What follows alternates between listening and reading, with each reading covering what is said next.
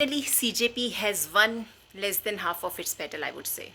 ऐसा क्यों बोल रही हूँ मैं? क्योंकि आपको क्या लग रहा है कि आपने लड़ाई जीती है? ये मोदी जी ने 22 दिन का टाइम क्यों लिया? उससे पहले वो कहाँ थे? वो बिजी थे एमपीज खरीदने में। उनको डीलिमिटेशन बिल पास कराना है, बस 5 एमपीज कम रह गए। इसलिए आपको जो दूसरा मुद्दा उठाना है वो ईवीएम का उठाना है। हमें नहीं मालूम इलेक्शन फेयर होते हैं कि नहीं, but there is no smoke without fire. ये जो प्रोटेस्ट 22 दिन खिंचा है, इसका कारण क्या है? जब दीप के यहाँ आया था, सरकार को मालूम था प्रोटेस्ट लंबा खिंचेगा, और उसको उसी दिन परमिशन दे दी गई। नो सिक्योरिटी अरेंजमेंट्स, ताकि सरकार को मौका मिल सके ये बोलने का कि नॉन स्टेट एलिमेंट्स मौजूद थे, इसलिए पुलिस ने डंडे चलाए, मारपीट की। सिक्योरिटी अरेंजमेंट्स का टाइम ही नहीं था।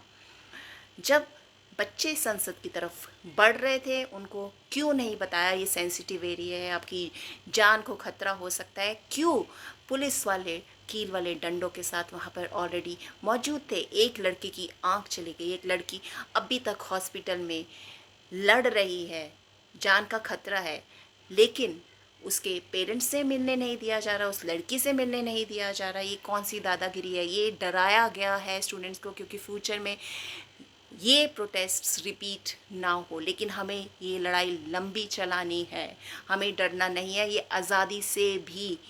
आज़ादी की लड़ाई से भी भयानक लड़ाई है, क्योंकि आज़ादी के टाइम पर हमें अपनों से नहीं लड़ना था, अभी हमें अपनों से लड़ना है। 2014 में हमें दोबारा से गुलाम बनाया गया है।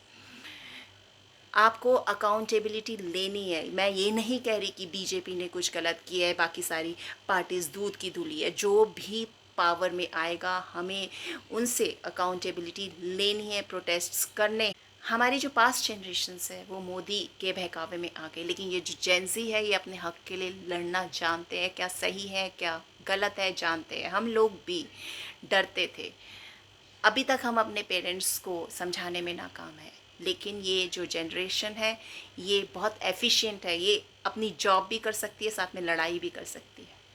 आपको क्या लगता है जो नए एजुकेशन मिनिस्टर आए हैं वो केपेबल है इस पोस्ट के लिए?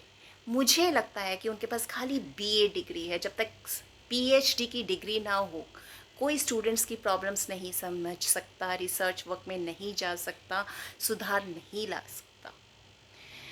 आपको अकाउंटेबिलिटी के लिए लड़ना ही पड़ेगा।